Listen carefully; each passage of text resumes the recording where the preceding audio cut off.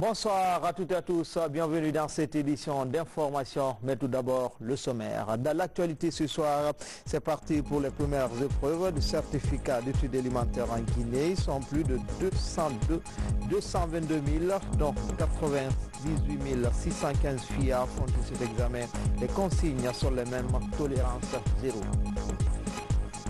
Et puis, la nouvelle campagne de vaccination contre la poliomyélite est lancée. L'opération va toucher tout le pays. Les équipes sont déjà sur le terrain. Le porte-à-porte est la nouvelle approche adoptée par le PEV. Enfin, le Sili national se prépare pour les huitièmes de finale. Il sera opposé au Fennec d'Algérie.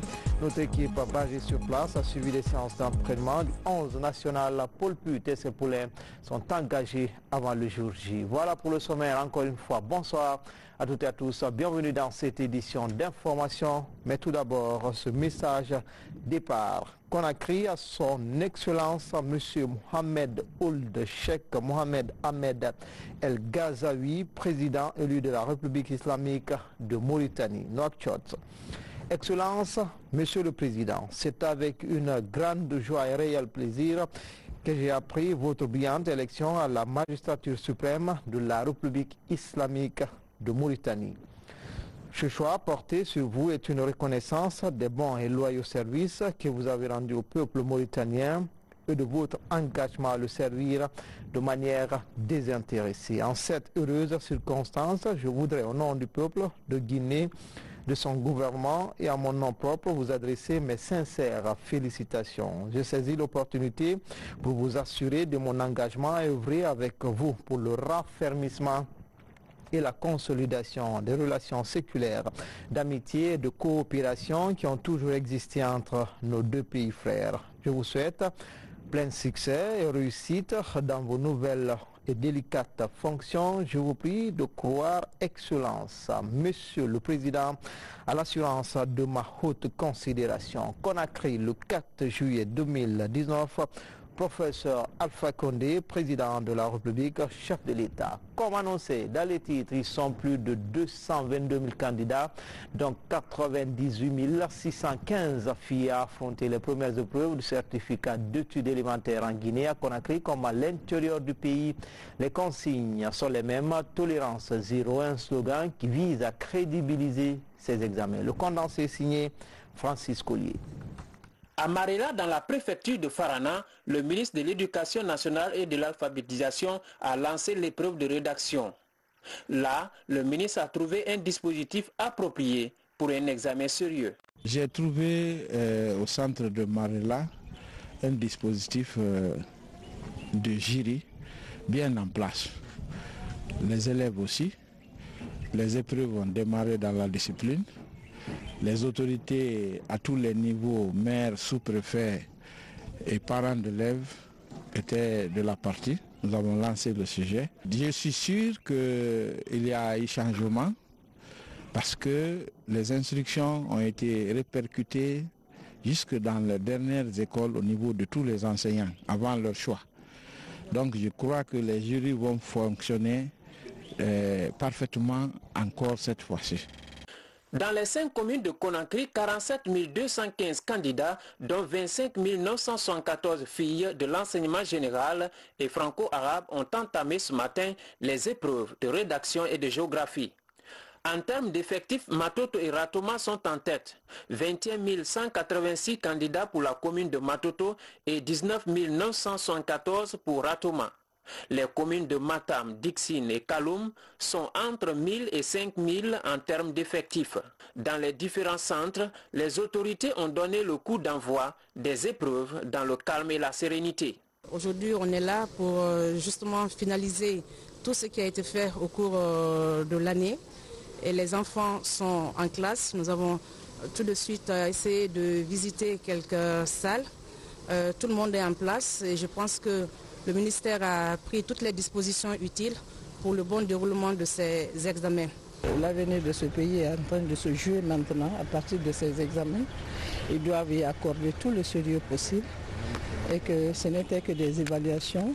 S'ils ont été réguliers au cours de l'année scolaire, cela ne devrait pas poser problème. Parce que c'est des sujets déjà qu'ils ont dû affronter. Et comme vous l'avez certainement suivi. Le thème qui a été lancé, c'est tout simplement de raconter comment ils se sont préparés pour affronter ces examens. La plupart des candidats au certificat d'études élémentaires ont montré leur sérénité face aux premières épreuves. J'ai bien révisé à la maison et ma mère m'obligeait à prendre mon cahier tout le temps à réviser. Avec mon père, il me disait toujours, prends ton cahier, révise pour que tu gagnes. Tu sais, c'était un concours. C'est à cause de ça que je suis tellement prête et je suis patiente de voir les épreuves. On a fait des rédactions, des cartes, des croquis avec des questions-réponses. Je me sens à l'aise parce que j'ai bien récité mes leçons. Je suis sûre que je vais arriver pour avoir mon examen. À Koya, en périphérie de Conakry, plus de 10 000 candidats ont affronté les mêmes épreuves que les autres candidats. Dans les centres de la baie également, toutes les conditions étaient remplies pour le bon déroulement des épreuves. Autour des différents centres d'examen de l'intérieur comme à Conakry, le calme règne.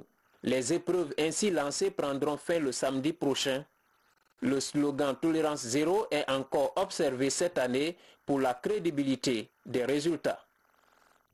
Direction l'Abbé où les travaux de bitumage des 15 km de voirie urbaine ont démarré. Une partie de cette voirie avait besoin de revêtement, mais aussi la ville qui s'élargit a besoin de routes bitumées pour désenclaver certains quartiers. Cette initiative présidentielle est appréciée par les populations locales. Les images de Sarah Foudine Diallo sont commentées par Mamadou Alpha Baldé. À l'image de plusieurs préfectures du pays, la baie avait bénéficié de 15 km de goudron. Dans la cité de Karamoko Alpha, de nombreuses routes comme la Corniche affichaient un visage peu reluisant. À travers le lancement des travaux de bitumage des voiries urbaines de la ville, bon nombre de routes feront peau neuve et contribueront à améliorer la mobilité de l'ABK, mais aussi à accroître la beauté de la ville. Je remercie les donateurs, le gouvernement du professeur pour avoir réalisé ce bitume.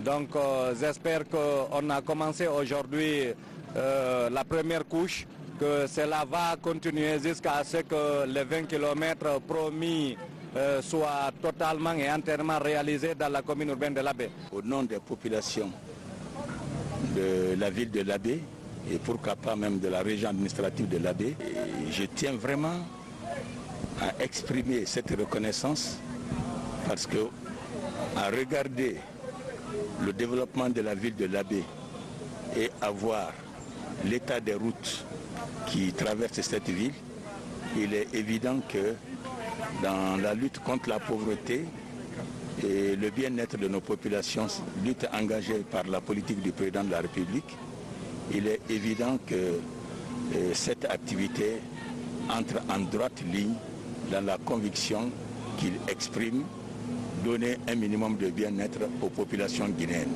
À la baie, c'est l'entreprise Gico Press qui est chargée d'exécuter les travaux. Les travaux de bitumage répondent à une certaine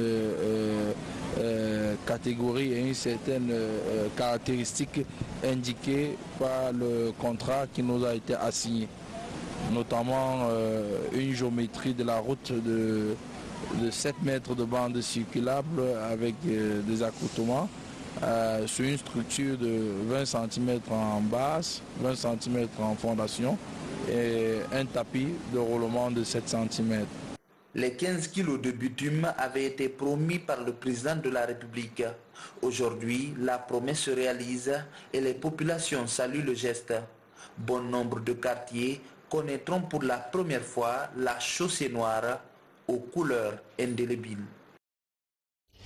La décentralisation du développement prend forme dans le Mandembéré après les communes rurales de Nabou, Kintignan et Maléa. Le ministre des Mines a procédé à la pose des premières pierres pour la réalisation d'une série d'infrastructures dans 3 communes rurales de Sigiri. Valérie Talimane, Mohamed Lamine Kaba, envoyé spéciaux.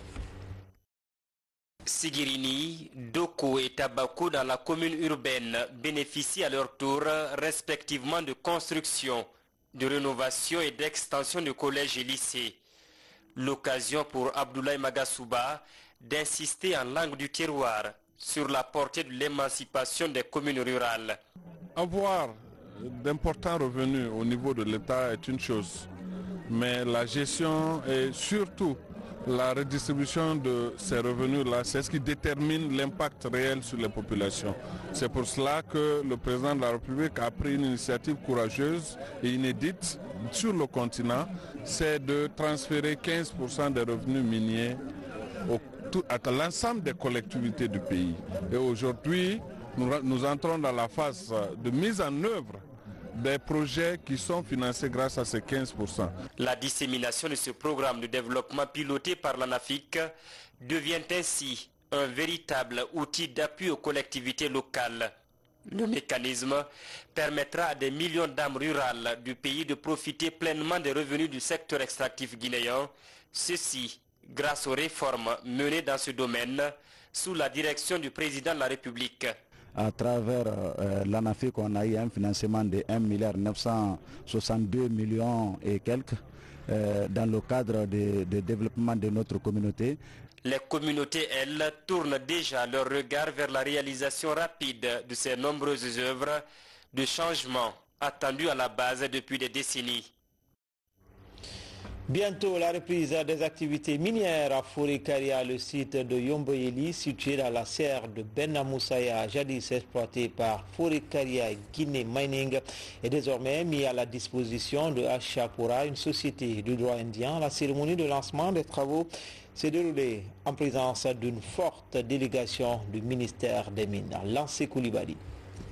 C'est parti pour la relance des activités minières sur le site de Yomboyeli, dans la commune rurale de Benna Moussaïa, préfecture de Fouré-Karia. Sur ce site où la société Fouré-Karia Guinée Mining exploitait les minerais de fer, c'est désormais Ashapura, une société de droit indien, qui aura la responsabilité d'exploiter les ressources minières de cette zone. Pour le moment, avec la réhabilitation, ils pourront exporter le tonnage qui était là avant de 3,6 millions par an.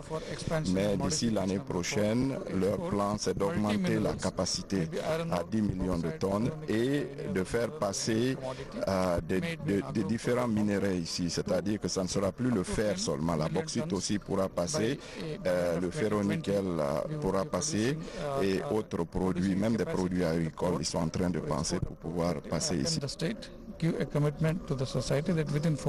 Depuis l'arrêt des activités il y a 5 ans, cette zone est restée quasi déserte. On comprend alors l'enthousiasme des communautés à la faveur de la relance des activités. Ils viennent soutenir le chemin qui a été tracé par le président de la République, professeur Alpha Condé. Nous sommes dans une joie, elle est immense, puisque c'est un bonheur pour le peuple de Guinée, c'est un bonheur pour la préfecture de Fouré-Karia. En présentant la nouvelle société, le secrétaire général du ministère des Mines et de la Géologie a invité les populations à préserver le dialogue et la cohabitation pacifique. Lorsqu'on a une société qui est là, qui a besoin de produire des résultats, d'avoir des résultats, elle a forcément besoin de compétences. Et ces compétences, si on ne les trouve pas localement, on va les chercher ailleurs. Il n'est pas dit que parce que la société est basée à Fouré-Karia, à Konta et à Yomboyeli et dans toutes les communautés que les emplois sortiront forcément de ces communautés-là. La société doit faire des efforts pour qu'elle puisse vivre les réalités communautaires, les réalités culturelles et faire même parfois plus que ce que demande la loi. La visite des installations de Yomboyeli et du port d'exploitation de Konta par la mission du ministère en charge des mines ont été les points forts de cette cérémonie. La coopération entre le Japon et la Guinée se renforce davantage. Après le pont de Kaka, le pays du soleil levant s'engage à financer le pont sur la Sumba.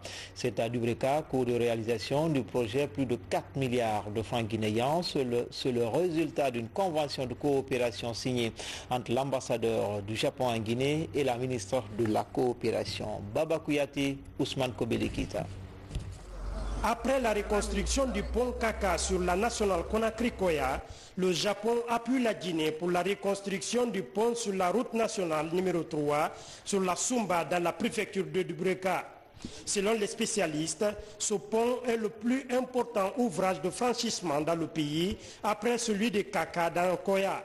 Sa reconstruction pourrait aider à fluidifier le trafic et diminuer les accidents de la circulation sur le tronçon du Breka-Boké. Je suis content aujourd'hui de l'échange de notes avec Madame la ministre. Ça a réalisé du pont de Sumba. Et puis je pense que la circulation de la personne et puis en transport est indispensable pour le développement et puis aisance de la population guinéenne. C'est pour ça que je suis content de contribuer à ce genre de coopération. L'ouvrage est entièrement financé par le Japon. Le délai d'exécution est de 3 ans et le coût de la reconstruction s'élève à 4,767 milliards de francs guinéens. Pour le gouvernement, la réalisation de ce projet est une réponse aux préoccupations des usagers de la route et des populations. Ça nous fait plaisir de pouvoir dire merci au Japon, de relier les populations, de relier la sous-région à travers ce pont très significatif pour nous. Donc nous sommes heureux et reconnaissants au Japon que le ministère des Travaux publics, qui est le bénéficiaire des récipiendaires de ce projet, puisse encore ajouter au travail extraordinaire qu'ils font à l'avantage des populations. Merci au Japon, bientôt TICAD 7 et vive le PNDS qui est en marche. La reconstruction de cet ouvrage de franchissement sur la Sumba est un enjeu majeur dans l'aménagement du territoire national. Sa position géographique fait de lui l'autoroute transafricaine qui relie notre pays à ses voisins du Nord. Dans l'actualité également, la Moyenne Guinée est réputée pour la qualité de son lépi et autres teintures dans la commune urbaine de Labé, plus précisément dans le quartier d'Ongora. La coopérative des teinturières fait du chemin, mais aussi la fierté de la cité. Mieux, avec la présence de la MUFA locale, l'accès au crédit est assuré. Bureau de presse de la présidence, Ibrahima Keïta. Incontestablement, la Moyenne Guinée est la base incontournable de la teinture traditionnelle, l'épi en Guinée et en Afrique. Ici, dans la ville de Karamoko Alpha Molabé, cette activité est menée de nos jours par des centaines de femmes regroupées au sein des groupements et coopératives, dont la coopérative des teinturières du quartier d'Ongora, dans la commune urbaine de Labé. Une association qui, avec ses 4 ateliers, s'est spécialisée dans la teinture depuis des décennies. Un travail à la chaîne auquel les hommes interviennent tout au début, de la tâche à l'imprégnation en passant par le mélange, le lavage jusqu'au tapage. Toutes les étapes sont minutieusement surveillées à la loupe pour un travail de qualité.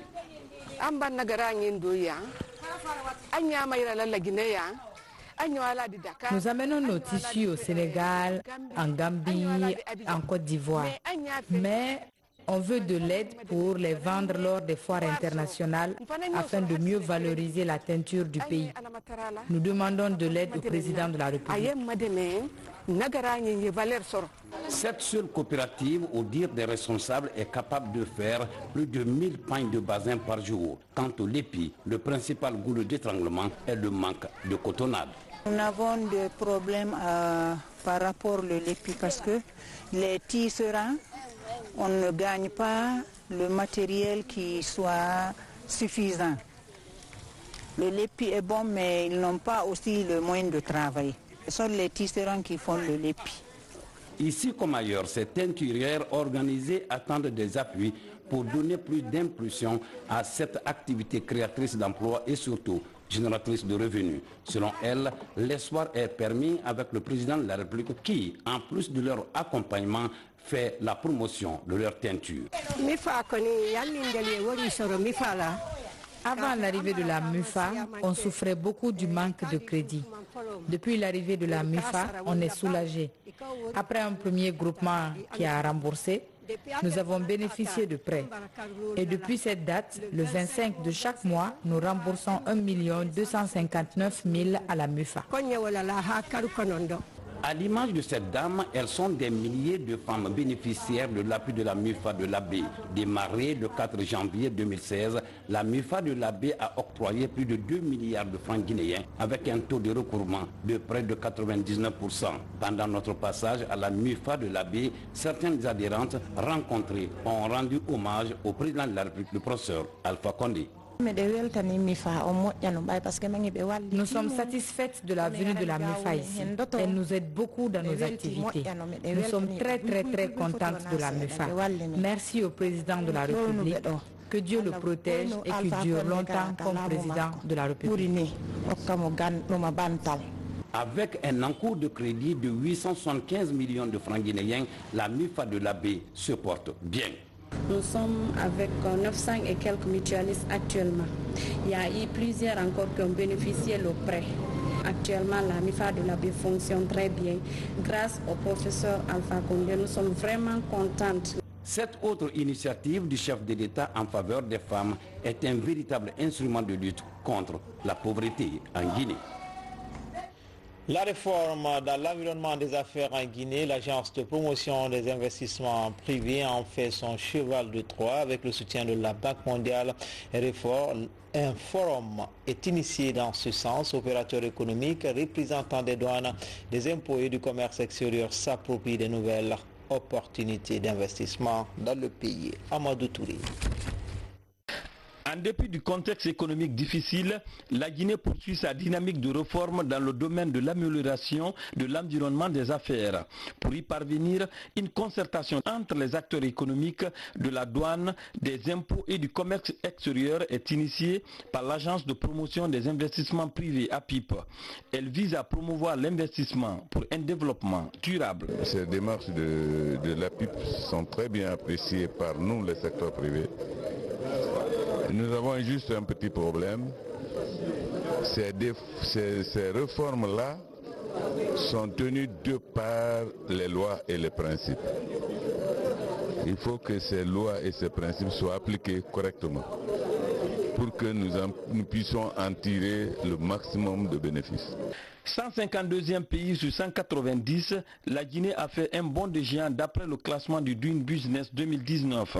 Ce progrès est dû à la volonté du gouvernement de favoriser l'investissement dans le pays. Il y a beaucoup de réformes qui ont été faites dernièrement qui ne sont pas vulgarisées. Donc l'objectif c'est de réunir toute la communauté, l'écosystème qui tourne autour de ces réformes et de vulgariser ces réformes. Plus le classement est bon et amélioré, plus vous attirez les investisseurs. Donc il est important, voilà pourquoi Monsieur le Président de la République, le professeur Alpha Condé et le Premier ministre Kassori, ils en ont fait un véritable sacerdoce. C'est au cœur de notre stratégie gouvernementale d'améliorer le classement d'améliorer notre classement. Quand on réussit à faire la vulgarisation des réformes, on a un pas de plus dans l'amélioration du climat des affaires. Parce que ce qui se passe en Guinée très malheureusement, c'est que des réformes sont entreprises, des réformes sont faites, malheureusement elles ne sont pas vulgarisées, donc des bénéficiaires et parfois même l'administration publique n'est pas au courant de tout ce qui a été fait comme réforme. Donc c'est une très bonne chose pour l'amélioration du climat des affaires. Cette initiative soutenue par la Banque mondiale est l'une des nombreuses démarches mises en place par l'Agence de promotion des investissements privés APIP en tant que structure qui œuvre dans la valorisation de l'investissement privé et la mise en œuvre de la politique du gouvernement en matière de développement des investissements nationaux et étrangers. Espace santé, nouvelle campagne nationale de vaccination contre la poliomyélite vient d'être lancée. Déjà, les équipes de vaccination sont sur le terrain et pour toucher le maximum d'enfants, l'approche porte-à-porte est la nouvelle démarche adoptée. Karono Maroufba, Mohamed Pati Kamara, Saïdou Mandialo. La vaccination constitue une des composantes essentielles du droit humain à la santé. Grâce à elle, plusieurs maladies sont évitées, dont la poliomyélite. Cette année, plus de 4 millions d'enfants sont ciblés au compte de la campagne nationale contre la polio, couplée à la vitamine A. Cette campagne, qui s'étale sur 4 jours, va toucher tout le pays. Quelques 5 millions de doses de vaccins sont disponibles et 10 000 agents vaccinateurs sont déjà sur le terrain. Ce vaccin est destiné aux enfants de 0 à 59 mois. Au jour d'aujourd'hui, on est fin prêt toutes les dispositions ont été prises, techniques mais aussi en termes de communication. Les ressources, les vaccins, on a plus de 5 millions de doses de vaccins qui ont été acheminées sur le terrain. Les superviseurs sont un peu partout. Nous avons environ 1500 mobilisateurs sociaux sur le terrain, plus de 800 crieurs publics qui sont un peu partout. Les partenaires accompagnent ce programme du ministère de la Santé qui compte éradiquer la poliomyélite, une maladie redoutable qui peut handicaper un enfant. Depuis déjà août dernier, la Guinée a été déclassée parmi hors de virus de la poliomyélite, qui est poliovirus sauvage. Donc nous encourageons tous les partenaires techniques à redoubler encore d'efforts pour l'éradication de la poliomyélite. Le gouvernement, dans sa dynamique d'amélioration du financement en faveur du secteur de la santé, ne ménagera aucun effort pour apporter un soutien nécessaire au programme élargi de vaccination. Avec cette nouvelle campagne 2019, la Guinée veut réussir son pari à travers la couverture vaccinale du territoire national, mais aussi maintenir son offensive dans l'éradication de la poliomyélite dans le pays. Après 2 premières phases, le programme Sauvant les filles de l'excision connaît un 3e niveau d'évolution avec l'ouverture dans d'autres zones et la couverture complète des communes où il a été entamé. Le lancement du programme a eu lieu récemment à Koya, la zone qui bénéficie de son extension. Thierry Ousmane Diallo. Après 10 ans de lutte contre les mutilations génitales féminines en région forestière, notamment à Kissidougou et à Guékédou, Plan International Guinée s'engage dans le recul de cette pratique sur le littoral. La préfecture de Koya fait désormais partie des zones où la lutte va s'intensifier avec un nouveau programme. Une enveloppe de 2 millions d'euros est engagée pour étendre le champ d'action. On prendra de communauté à communauté jusqu'à ce que nous arrivons à toucher tout le pays pour aider le gouvernement avec ce fléau. Et je suis convaincu qu'à Koya, le sujet sera beaucoup plus débattu. Il y aura l'ouverture et on arrivera aussi à toucher les familles les plus reculées. Ce que nous apprenons encore, c'est que les efforts n'ont pas été vains, mais c'est qu'on a beaucoup de choses à faire encore pour atteindre les objectifs que nous nous assignons.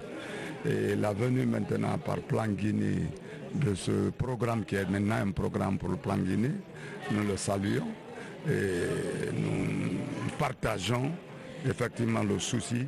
Outre les sensibilisations dans les communautés, ce nouveau programme de lutte contre les mutilations génitales féminines va mettre l'accent sur le renforcement des capacités économiques des ménages et la valorisation des rites d'initiation où les filles apprennent les valeurs culturelles sans pour autant vivre la douleur de l'excision. Ce nouveau projet, il y a une extension à Koya, donc au lieu de 50 districts comme on l'a fait avant, on va toucher 80 districts, mais c'est dans les mêmes communes.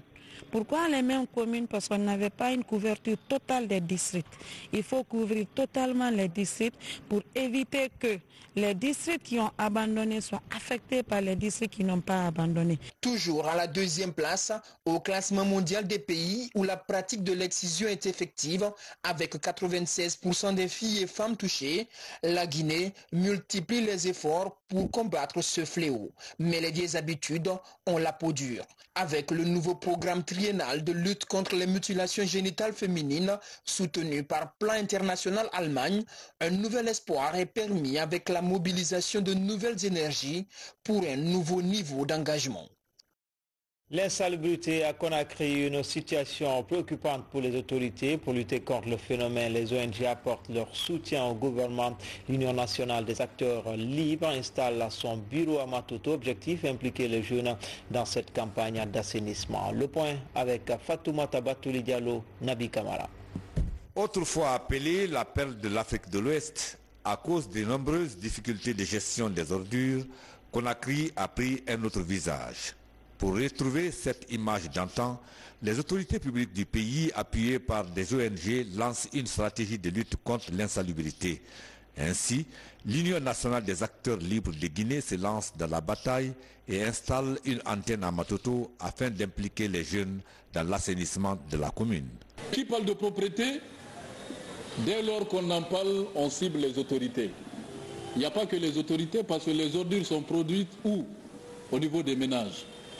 Et c'est au niveau des ménages que nous entassons ces ordures que nous allons déverser dans la chaussée. Donc il y a une véritable éducation citoyenne, notamment en ce qui concerne l'éducation environnementale à donner aux populations. Monsieur le maire, soyez rassurés, nous allons contribuer à cela.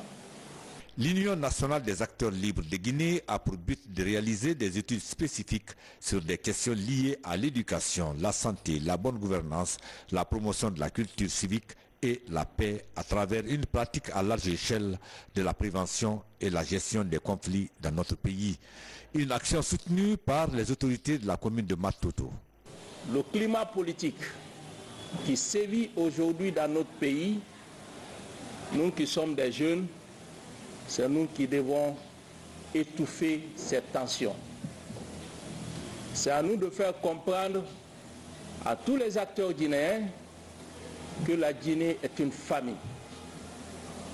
Personne ne viendra bâtir notre pays à notre absence. Personne ne doit prôner à la guerre, à la violence. Nous devons accepter de regarder l'avenir de ce pays en face et accompagner les gouvernants dans leurs bonnes initiatives. Cette structure de la société civile regroupe en son sein plusieurs organisations non gouvernementales. Elle se bat pour l'avènement d'une société guinéenne tournée vers le civisme et la non-violence, la protection des édifices publics, des symboles de l'État et de la dignité humaine, préoccupe du coup l'Union nationale des acteurs libres de Guinée. Présentation au ministère de l'Environnement des nouveaux plans national d'adaptation au changement climatique en Guinée. Ce plan intègre les questions de genre avant sa validation. Au cours de cette rencontre, il a été question de recueillir les avis et suggestions en vue de les intégrer dans ce plan. Abdoulaye Nguelande Diallo. En 2011, lors de la 17e session de la conférence des parties sur le changement climatique en Afrique du Sud, il a été recommandé aux pays moins avancés d'évaluer leur vulnérabilité et de traiter les problèmes d'adaptation. Dans chaque pays, il était question d'élaborer un plan national d'adaptation au changement climatique. Dans cette perspective, la Guinée a quant à elle envisagé d'élaborer un plan qui intègre les questions de genre. Toutes les études sont arriver à cette conclusion que les femmes sont plus impactées de manière négative par les changements climatiques en raison de leurs rôles qui sont spécifiques, qui sont différents par rapport au rôle des hommes.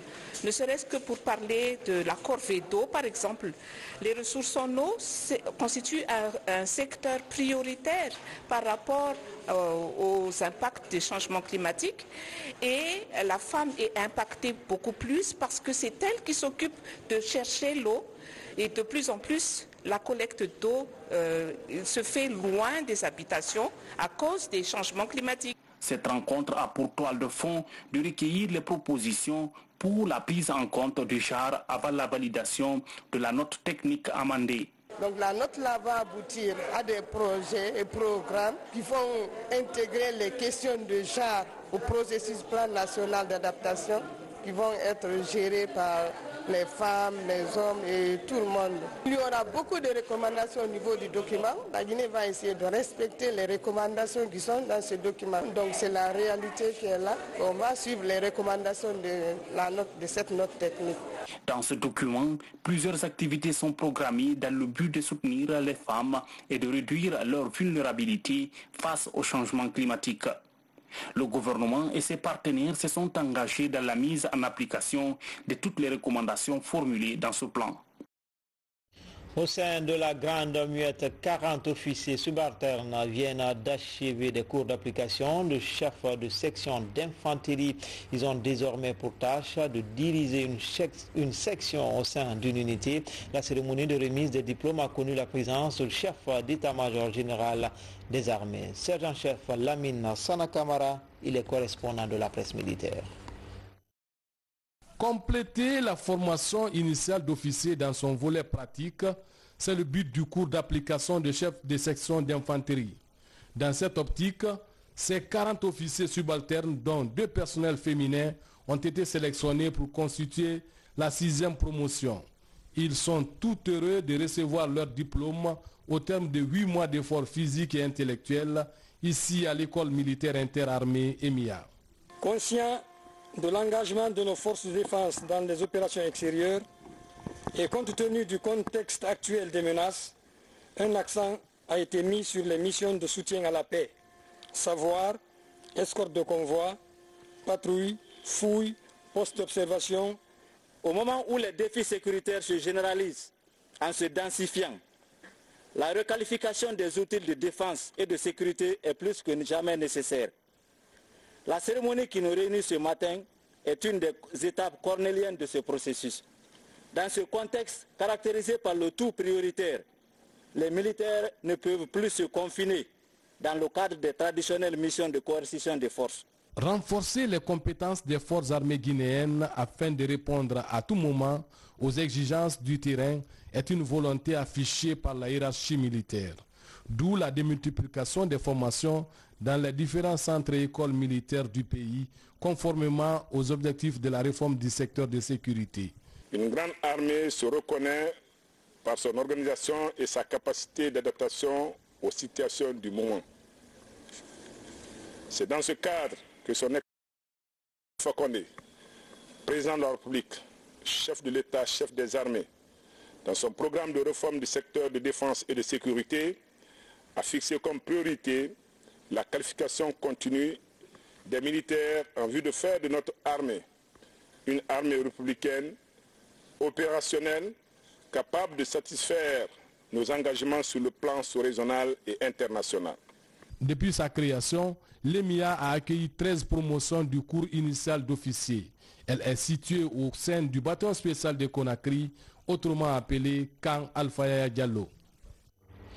L'ambassade des États-Unis en Guinée commémore ce 4 juillet la fête de l'indépendance américaine, communément appelée Indépendance Day, un jour où les Américains réfléchissent sur leurs valeurs et apprécient cette liberté acquise depuis 1776.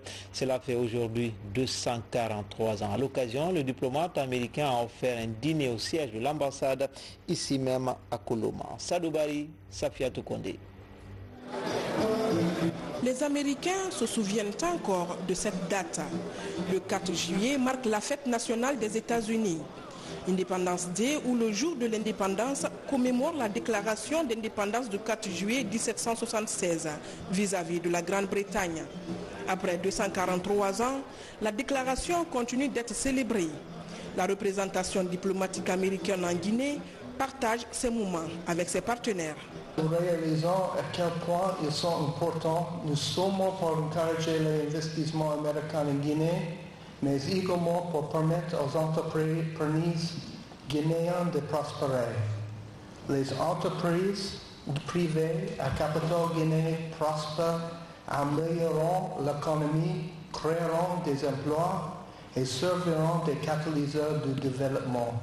La Guinée verra plus d'investisseurs étrangers et nationaux si elle améliore ses infrastructures, son système éducatif et l'état de droit. La présence des membres du gouvernement, représentants du secteur privé, de la société civile à cette cérémonie aux côtés de leurs amis et frères américains traduit les acquis et succès mentionnés par les États-Unis. Étant l'un des partenaires privilégiés, les États-Unis interviennent dans plusieurs domaines du développement de notre pays. De la réforme de services de sécurité, facteur de progrès, à la consolidation de la cohésion nationale, socle de paix durable, en passant par le renforcement des institutions républicaines, garantes de la bonne gouvernance et de la démocratie, les États-Unis ne ménagent aucun effort pour promouvoir la stabilité et l'essor de l'économie guinéenne. La présence dans notre pays de quelques agences américaines et leur rapport sur le plan social, sanitaire, éducatif constituent la preuve éloquente des autorités américaines à contribuer au développement de la Guinée. C'est aussi l'occasion de célébrer l'histoire du pays, son gouvernement, ses traditions et ses valeurs. Des feux d'artifice, des défilés, des barbecues, des pique-niques, des matchs de baseball et autres loisirs vont également marquer les festivités du 4 juillet dans tous les États. Sport, foot, Géorgie, -2. La Guinée joue ce dimanche contre l'Algérie. C'est au compte des 8e de finale de la Coupe d'Afrique des Nations Égypte 2019. Après des matchs de poule âprement disputés, les poulains de poule pute doivent assurer face au Fennec. Ibrahim Traoré et ses coéquipiers sont gonflés à bloc pour arracher la victoire. Kadiatou Traoré, Ilaj, Sekou Sibi, Alia, Kamara, Bangoura, envoyés spéciaux. Après une qualification difficile, l'Océlie prépare avec sérénité son match des 8e de finale contre l'Algérie ce dimanche au stade du 30 juin au Caire. Paul Put est désormais dans la logique de la resegmentation de sa machine, suite au départ de sa pièce maîtresse Naby Keita forfait. Pour cela, le technicien belge doit miser sur la récupération au niveau du milieu de terrain pour une bonne redistribution du ballon. La meilleure équipe actuellement dans le tournoi, c'est une équipe complète avec beaucoup d'agressivité dans le jeu, qui gagne presque tous les duels, surtout le deuxième ballon. Alors on doit être prêt, on doit réveiller les joueurs. Quant aux joueurs, ils sont conscients de l'attente du public et l'enjeu de cette rencontre à élimination directe. Aucun calcul n'est désormais possible. Il faut foncer sans arrière-pensée. Après, on savait qu'en 8e de finale, on est tombé que contre les bonnes équipes. À partir du moment que tu sors les groupes et tu es premier de ton groupe, c'est que tu as des qualités. Maintenant, on tombe contre l'Algérie, un adversaire qui a l'habitude de ce genre de match.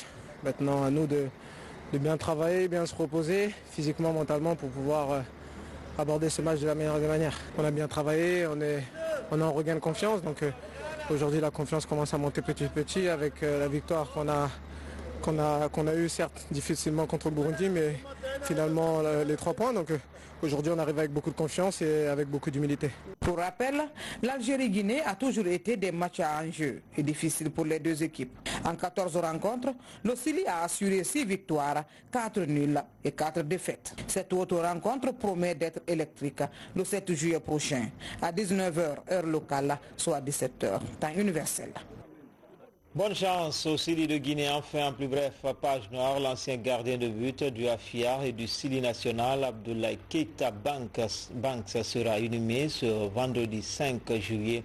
Invite faite au club de Ligue 1 et 2, les académies et les clubs informels d'arborer les maillots au cours des cérémonies funéraires. La levée du corps est prévue à 9h à la morgue d'Ignace-Sadine, suivi d'un hommage national au Palais des Sports du stade du 28 septembre. Et l'enterrement est prévu au cimetière de Cameroun après la prière de 14h. Paix à son âme. C'était tout pour cette édition d'information.